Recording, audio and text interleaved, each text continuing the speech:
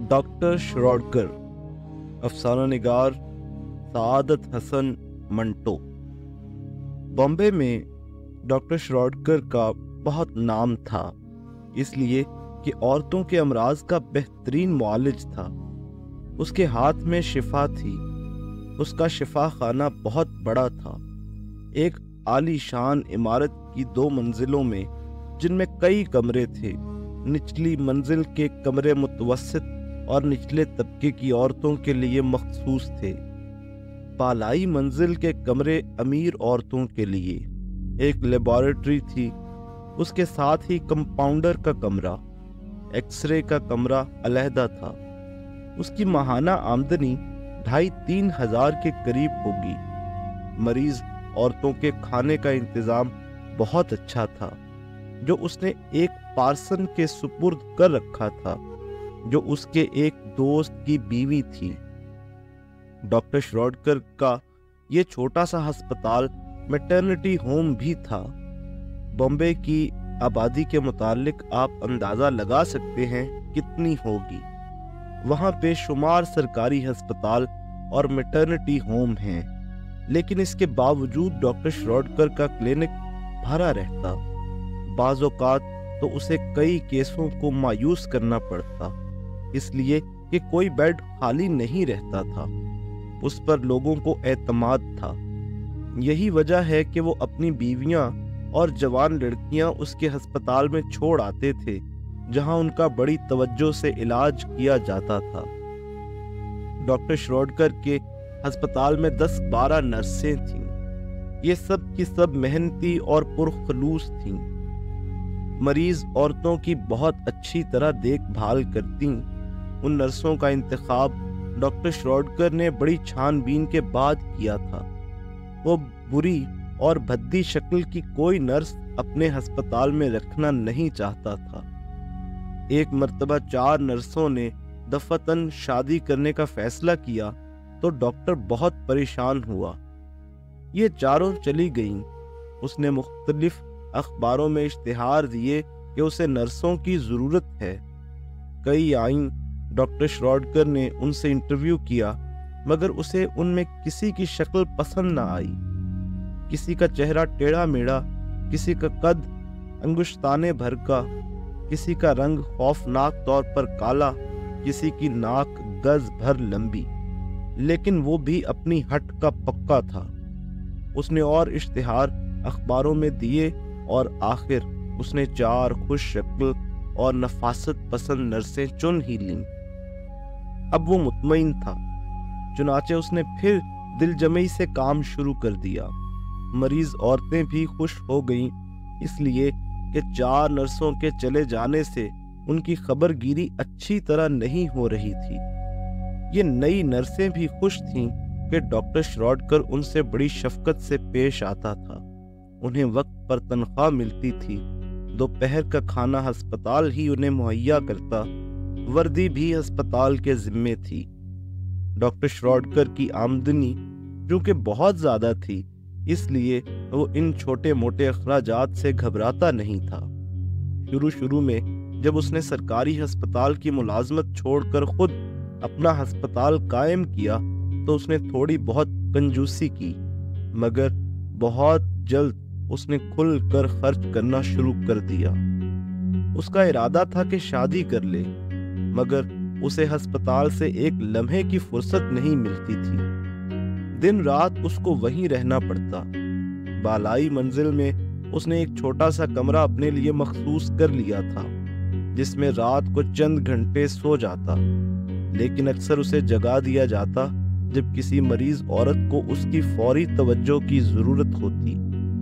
तमाम नर्सों को उससे हमदर्दी थी कि उसने अपनी नींद, अपना आराम हराम कर रखा था। वो अक्सर उससे कहती, डॉक्टर साहब आप कोई असिस्टेंट क्यों नहीं रख लेते? डॉक्टर श्रोडकर जवाब देता, जब कोई काबिल मिले तो रख लूंगा। वो कहती, आप तो अपनी काबिलियत का चाहते हैं, भला वो कहां से मिलेगा? मिल जाएगा। नर्सें ये सुनकर खामोश हो जाती और अलग जाकर आपस में बातें करती। डॉक्टर श्रोडकर अपनी सेहत خراب کر رہے ہیں، ایک دن کہیں کولیپس نہ ہو جائے۔ ہاں، ان کی صحت کافی گر چکی ہے، وزن بھی کم ہو گیا ہے، کھاتے پیتے بھی بہت کم ہیں، ہر وقت مصروف جو رہتے ہیں۔ اب انہیں کون سمجھائے؟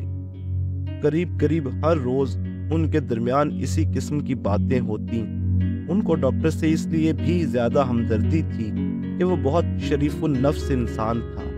اس کے ہسپتال میں سینکڑوں خوبصورت اور جوان عورتیں علاج کے لیے آتی تھیں، مگر اس نے کبھی ان کو بری نگاہوں سے نہیں دیکھا تھا۔ وہ بس اپنے کام میں مگن رہتا۔ اصل میں اسے اپنے پیشے سے ایک قسم کا عشق تھا۔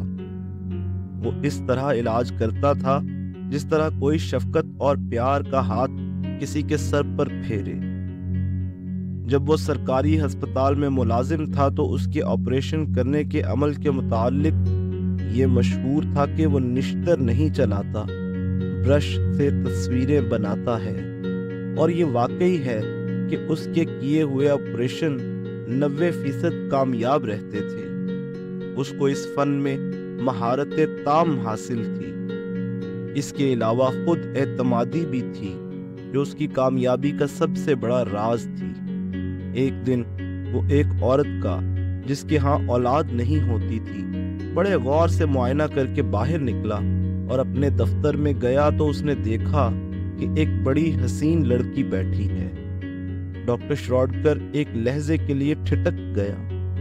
اس نے نسوانی حسن کا ایسا نادر نمونہ پہلے کبھی نہیں دیکھا تھا۔ وہ اندر داخل ہوا۔ لڑکی نے کرسی پر سے اٹھنا چاہا۔ ڈاکٹر نے اس سے کہا، بیٹھو بیٹھو، اور یہ کہہ کر وہ اپنی گھومنے والی کرسی پر بیٹھ گیا اور پیپر ویٹ پکڑ کر اس کے اندر ہوا کے بلبلوں کو دیکھتے ہوئے اس لڑکی سے مخاطب ہوا، بتاؤ تم کیسے آئی؟ لڑکی نے آنکھیں جھکا کر کہا، ایک بہت ہی پرائیویٹ بات ہے جو میں آپ سے کرنا چاہتی ہوں۔ ڈاکٹر شراڈکر نے اس کی طرف دیکھا۔ اس کی جھکی ہوئی آنکھیں بھی بلا کی خوبصورت دکھائی دے رہی تھیں۔ ڈاکٹر نے اس سے پوچھا، پرائیویٹ بات تم کر لینا، پہلے اپنا نام بتاؤ۔ لڑکی نے جواب دیا، میں اپنا نام نہیں بتانا چاہتی۔ ڈاکٹر کی دلچسپی اس جواب سے بڑھ گئی۔ کہاں رہتی ہو؟ شولہ پور میں، آج ہی یہاں پہنچی ہوں۔ ڈاکٹر نے پیپر ویٹ میز پر رکھ دیا۔ اتنی دور سے یہاں آنے کا مقصد کیا ہے؟ لڑکی نے جواب دیا، میں نے کہا ہے نا کہ مجھے آپ سے ایک پرائیویٹ بات کرنی ہے۔ اتنے میں ایک نرس اندر داخل ہوئی۔ لڑکی گھبرا گئی۔ ڈاکٹر نے اس نرس کو چند ہدایات دیں جو وہ پوچھنے آئی تھی، اور اس سے کہا، اب تم جا سکتی ہو۔ کسی نوکر سے کہہ دو کہ وہ کمرے کے باہر کھڑا رہے اور کسی کو اندر نہ آنے دے۔ نرس جی اچھا کہہ کر چلی گئی۔ ڈاکٹر نے دروازہ بند کر دیا اور اپنی کرسی پر بیٹھ کر اس حسین لڑکی سے مخاطب ہوا، اب تم اپنی پرائیویٹ بات مجھ سے کر سکتی ہو۔ شولہ پور کی لڑکی شدید گھبراہٹ اور الجھن محسوس کر رہی تھی۔ اس کے ہونٹوں پر لفظ آتے مگر واپس اس کے حلق کے اندر چلے جاتے۔ آخر اس نے ہمت اور جرأت سے کام لیا اور رک رک کر صرف اتنا کہا، مجھ سے ایک غلطی ہو گئی، میں بہت گھبرا رہی۔ ڈاکٹر شراڈکر سمجھ گیا، لیکن پھر بھی اس نے لڑکی سے کہا، غلطیاں انسان سے ہو ہی جاتی ہیں، تم سے کیا غلطی ہوئی ہے؟ لڑکی نے تھوڑے توقف کے بعد جواب دیا، وہی جو بے سمجھ جوان لڑکیوں سے ہوا کرتی ہیں۔ ڈاکٹر نے کہا، میں سمجھ گیا، لیکن اب تم کیا چاہتی ہو؟ لڑکی فوراً اپنے مقصد کی طرف آ گئی۔ میں چاہتی ہوں کہ وہ ضائع ہو جائے، صرف 1 مہینہ ہوا ہے۔ ڈاکٹر شراڈکر نے کچھ دیر سوچا، پھر بڑی سنجیدگی سے کہا، یہ جرم ہے، تم جانتی نہیں ہو؟ لڑکی کی بھوری آنکھوں میں یہ موٹے موٹے آنسو امڑ آئے۔ تو میں زہر کھا لوں گی۔ یہ کہہ کر اس نے زاروں کتار رونا شروع کر دیا۔ ڈاکٹر کو اس پر بڑا ترس آیا۔ وہ اپنی جوانی کی پہلی لغزش کر چکی تھی۔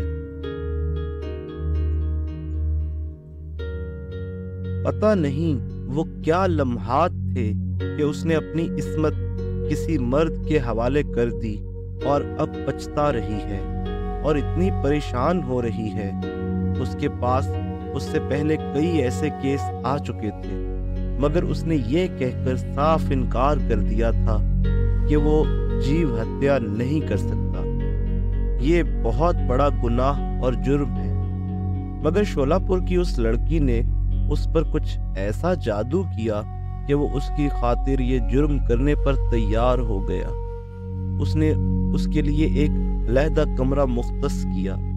کسی نرس کو اس کے اندر جانے کی اجازت نہ تھی، اس لیے کہ وہ اس لڑکی کے راز کو افشا نہیں کرنا چاہتا تھا۔ اسقاط بہت ہی تکلیف دہ ہوتا ہے۔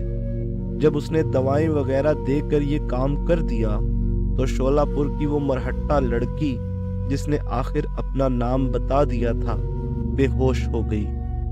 جب ہوش میں آئی تو نکاحت کا یہ عالم تھا کہ وہ اپنے ہاتھ سے پانی بھی نہیں پی سکتی تھی۔ وہ چاہتی تھی کہ جلد گھر واپس چلی جائے، مگر ڈاکٹر اسے کیسے اجازت دے سکتا تھا جبکہ وہ چلنے پھرنے کے قابل ہی نہیں تھی۔ اس نے مس للیتا کھمٹے کر سے شولہ پور کی اس حسینہ کا یہی نام تھا۔ کہا، تمہیں کم از کم 2 مہینے آرام کرنا پڑے گا۔ میں تمہارے باپ کو لکھ دوں گا کہ تم جس سہیلی کے پاس آئی تھیں وہاں اچانک طور پر بیمار ہو گئیں اور اب میرے ہسپتال میں زیر علاج ہو۔ تردد کی کوئی بات نہیں۔ للتا مان گئی۔ 2 مہینے ڈاکٹر شروڈکر کے زیر علاج رہی۔ جب رخصت کا وقت آیا تو اس نے محسوس کیا کہ وہ گڑبڑ پھر پیدا ہو گئی ہے۔ اس نے ڈاکٹر شروڈکر کو اس سے آگاہ کیا۔ ڈاکٹر مسکرایا۔ کوئی فکر کی بات نہیں، میں تم سے آج شادی کرنے والا ہوں۔